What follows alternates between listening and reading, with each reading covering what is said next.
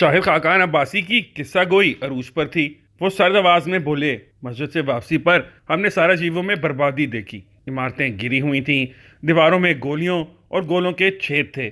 हमारे कॉन्वॉय पर भी फायरिंग होती रही, लेकिन हम बख्तरबंद गाड़ी की वजह से महफूज रहे। हमने रास्ते में फुटबॉल ग्राउंड और ओलंपिक स्टेडियम देखा। ये दोनों कब्रिस्तान बन चुके थे। इनमें 30,000 कब्रें थीं। इज्जत बेगोवोविच ने बताया कि फुटबॉल ग्राउंड में शहदा दफन हैं, जबकि स्टेडियम में आम लोग। हमें बताया गया कि बोस्निया के लोग सिर्फ जंग में मरने वाले फौजियों को शहीद कहते हैं, जबकि आम शहरियों को जाम बहक या मुर्दा समझा जाता है। चुनाचा फौजी शोहदा को फुटबॉल और आम शहरियों को स्टेडियम में दफन किया जाता है। शहर में कोई इमारत, कोई घर सलामत नहीं था। हर तरफ कहत, जख्म और वीरानी थी। ये मनाजिर देखकर मियां नवाज शरीफ की आंखें भर आईं।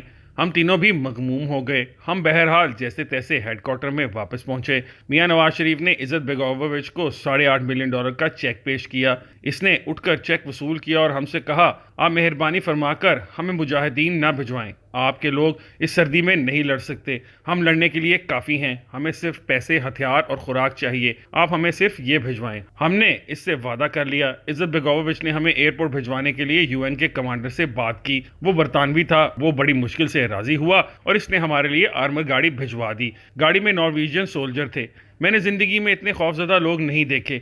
इनकी नीली आंखों में मौत का खौफ तैर रहा था और सुर्ख चेहरों पर मौत की जर्दी थी। वो हमें बख्तरबंद गाड़ी में फंसाकर एयरपोर्ट की तरफ दौड़ पड़े। गाड़ी रास्ते में लाशें रोनती हुई जा रही थी। बख्तरबंद से ठक ठक और फसफस की आवाज़ें भी आ रही थीं। मियां नवाज शरीफ ने मुझसे पूछा, अब्बासी साहब, ये आवाज़ें कैसी हैं? मैंने इन्हें बताया, मियां साहब, हम पर गोलियां और मोटर बरस रहे हैं। ये इनकी आवाज़ें हैं। मियां साहब ने हैरत से पूछा, क्या हम पर गोलियां चल रही हैं? मैंने जवाब दिया, जी हाँ। हम इस आलम में बरसती गोलियों में एयरपोर्ट पहुंच गए। नॉर्वेजियन सोल्जर हमें एयरपोर्ट पर फेंक कर वापस चले गए। एयरपोर्ट पर किसी एयरलाइन का अमला था और ना सिक्योरिटी। एयरपोर्ट खुला पड़ा था। रनवे की साइड पर मोर्चे थे और इनमें सोल्जर राइफलें और तोपें लगाकर बैठे थे। हम अब यहाँ से निकलेंगे कैसे? हम में से किसी के पास इस सवाल का जवाब नहीं था। हम वहाँ घंटों भूखे प्यासे बैठे रहे। खुशकिस्मती से इस दौरान यूएन का एक जहाज़ उतरा। मैंने सबसे कहा, दौड़ें, हमने ये जहाज़ पकड़ना है। जहाज़ सिर्फ 2 मिनट के लिए उतरा था और इसमें से क्रेन के जरिए सामान उतारा जा रहा था। हम दौड़कर इसमें सवार हो गए। हमारे घुसते ही जहाज़ के दरवाजे बंद हुए और ये रनवे पर दौड़ने लगा। ये जहाज़ किसका था और ये कहाँ जा रहा था, हम नहीं जानते थे। हमारी किस्मत अच्छी थी कि ज़ेग्रेब सराजेवो से करीब तरीन एयरपोर्ट था और ये 1 घंटे बाद वहाँ पहुँच गया। हमने वो रात दोबारा ज़ेग्रेब में बसर की। इस्लामिक सेंटर से $80 की एक मुर्गी खरीदी, ठिठुरते सिसकते हुए वक्त गुजारा और अगले दिन हमारी वापसी का सफ़र शुरू हो गया। मैंने पूछा, ये $8.5 मिलियन किसके थे? ये बोले, ये मियां नवाज शरीफ की ज़ाती रकम थी। मैंने इनसे पूछा, क्या मियां नवाज शरीफ को लंदन के फ्लैट्स आपने खरीद कर दिए थे? ये बोले, हरगिज़ नहीं, लेकिन इन्हें मशवरा मैंने ही दिया था। हम लोग इस वक्त अपोजिशन में थे। कौमी असेंबली में हमारे 35 एमएनए थे। मियां साहब अपोजिशन लीडर थे और बेनज़ीर भुट्टो ने शरीफ फैमिली को तंग करना शुरू कर दिया। मुझे एक दिन मियां साहब ने बुलाकर पूछा, मेरे 4 बच्चे हैं, मैं चाहता हूँ मैं इनके नाम पर बाहर 4 प्रॉपर्टीज़ ले लूँ, कौन सा मुल्क बेहतर रहेगा? मैंने इन्हें बताया, मैंने दुनिया के किसी मुल्क में प्रॉपर्टी नहीं खरीदी, ताहम मेरे चंद दोस्तों ने ज़रूर खरीदी है और ये लंदन की बहुत तारीफ़ करते हैं। आप इसे ट्राई कर लें। मियां साहब ने खामोशी से मेरी बात सुन ली। मेरा सिर्फ इतना कंट्रीब्यूशन था। मैंने पूछा, और डाइवो कंपनी के साथ आपका क्या ताल्लुक था? ये बोले, डाइवो के मालिक किम वो चुंग के ख़ानदान का एक फ़र्द अमेरिका में मेरा क्लास फेलो था, लेकिन मेरा इस फैमिली के साथ रब्ता मोटरवे मुकम्मल होने के बाद 1997 में हुआ था। 1997 में किंग वो चिंग पाकिस्तान आया। वज़ीर आज़म के साथ इसका डिनर था। इसने इस डिनर में मियां साहब से कहा, मैं शाहिद खाकान अब्बासी से मिलना चाहता हूँ। ये मेरे डैश के क्लास फेलो रहे हैं। मियां नवाज शरीफ को इस वक्त मेरे रिलेशन का पता चला और ये हैरान भी हुए। मैंने पूछा, क्या शरीफ फैमिली ने डाइवो से किकबैक्स ली थी? शाहिद खाकान अब्बासी का जवाब था, मैं 35 साल से मियां नवाज शरीफ को जानता हूं। मैं हलफ दे सकता हूं नवाज शरीफ ने किसी सरकारी सौदे में किकबैक नहीं ली। मैंने पूछा, मैं डाइवो कंपनी के बारे में पूछ रहा हूं। इनका जवाब था, मैंने डिनर के दौरान किम वो चुंग को नवाज शरीफ की बहुत खुशामद और इज्जत करते देखा और मेरा तजर्बा है कि अगर किसी ने किसी को पैसे दिए हों तो वो किकबैक्स लेने वालों की इतनी इज्जत नहीं करता। चुनाचा ये इल्ज़ाम गलत बल्कि लघु है। मैंने पूछा, क्या आपने अपने क्लास फेलो से पूछा था? ये बोले, हाँ, मैंने पूछा था और इसका जवाब भी ना था, और अगर इसने कोई गड़बड़ की होती तो इसका जवाब इतना वाज़ेह ना होता। मैंने इनसे पूछा, क्या ये दुरुस्त है 2000 में सऊदी आर्मी चीफ ने आपको जनरल परवेज मुशर्रफ से रिहा कराया था? इनका जवाब था, मेरे ससुर जनरल मोहम्मद रियाज DGISI रहे हैं। ये 1979 में ऑन ड्यूटी इंतकाल कर गए थे। जनरल रियाज जवानी में अमेरिका में आर्टिलरी कोर्स कर रहे थे। वहाँ इनके साथ सऊदी ऑफिसर्स भी थे। ये इन्हें कोर्सेज में हेल्प करते थे। इनमें से एक अफसर 2000 में सऊदी अरब का आर्मी चीफ बन गया। ये जनरल परवेज मुशर्रफ की दावत पर पाकिस्तान के दौरे पर आया और मेरे ससुराल विजिट पर गया।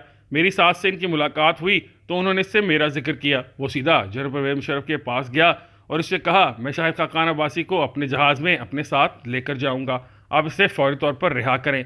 GHQ में सिचुएशन पैदा हो गई। हम लोग इस वक्त अटक किले में बंद थे। 12 अक्टूबर 1999 को जनरल परवेज मुशर्रफ का जहाज डाइवर्ट करने का हुक्म मैंने दिया था और मैंने बाद अज़ां अपना जुर्म तस्लीम भी कर लिया था। मैं मरकजी मुजरिम था, लेकिन general Musharraf Saudi army chief को नाराज करने की पोजीशन में नहीं थे। लिहाजा ISI के ऑफिसर जेल में मेरे पास आए। ये मुझे निकालना चाहते थे मगर मैंने इनकार कर दिया। ये लोग इसरार करते रहे, यहाँ तक कि मैंने सऊदी आर्मी चीफ के नाम खत लिखकर इनके हवाले किया। मैंने खत में इनसे दरख्वास्त की कि मैं अपनी मर्जी से जेल में बंद हूँ और अगर मुझे आपकी मदद की जरूरत पड़ी तो मैं आपसे दोबारा राब्ता करूंगा।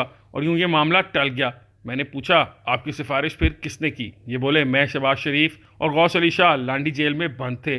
9 दिसंबर 2000 की शाम ISI के लोग मियाँ शहबाज शरीफ को लेने आए। शहबाज शरीफ ने जाते वक्त गौस अली शाह का सेल खुलवाया। ये रो रहे थे और उन्होंने अपना सर गौस अली शाह के कदमों में रख दिया। ये इनसे बहुत शर्मिंदा थे। बहरहाल ये चले गए और पीछे मैं और गौस अली शाह रह गए। हम इकट्ठे खाना खाते थे। ये भी रोज़ खामोश रहते थे और मैं भी। सच्ची बात है, मैं इनसे आंख नहीं मिला पाता था। मैं सोचता था हम पंजाबियों ने इनके साथ क्या किया, इन्हें जेल में छोड़कर चले गए। ये हमारे बारे में क्या सोचते होंगे। शाह साहब के इस दौरान ISI के साथ मुज़ाकरात शुरू हो गए। उन्होंने मुझसे मशवरा किया। मुझे कहा जा रहा है आप 10 साल सियासत ना करने का हलफनामा दे दें, हम आपको छोड़ देते हैं। मैंने इन्हें कहा, आप 50 साल लिख कर दे दें मगर इस हुकूमत खाने से निकलें। ये एक दिन सुपरिटेंडेंट के कमरे में गए और फिर वापस नहीं आए। मैं समझा इनकी डील हो गई है, लेकिन चंद दिन बाद पता चला इन्हें MPA हॉस्टल के सर्वेंट क्वार्टर में गटर के पानी में कैद कर दिया गया है। ये नैब का खौफनाक सेल था। मैंने अपनी हमशीरा सादिया अब्बासी को फ़ोन किया। ये चौधरी शुजात के पास गईं और चौधरी साहब ने फ़ौरन फ़ोन करके इन्हें सेल से भी निकलवाया और फिर डील कराकर इन्हें मुल्क से बाहर भिजवा दिया। चौधरी साहब एक शानदार इंसान हैं। मैं जितना अर्सा जेल में रहा, ये हर हफ्ते मेरे घर जाकर मेरे घर वालों को तसल्ली देते थे। मैंने पूछा, फिर आपकी सिफारिश किसने की थी? ये कहका लगाकर बोले, मेरे सिफारशी मेजर जनरल राशिद कुरैशी थे। इनकी बेगम मेरी बहन की क्लास फेलो रही थी। इसने इनकी बेगम से रब्ता किया। बेगम ने जनरल राशिद शरीफ से बात की और राशिद कुरैशी ने जनरल परवेज मुशर्रफ को राज़ी कर लिया। जनरल मुशर्रफ के साथ मेरा एक और ताल्लुक भी था और वो ताल्लुक भी इस मुश्किल वक्त में काम आया।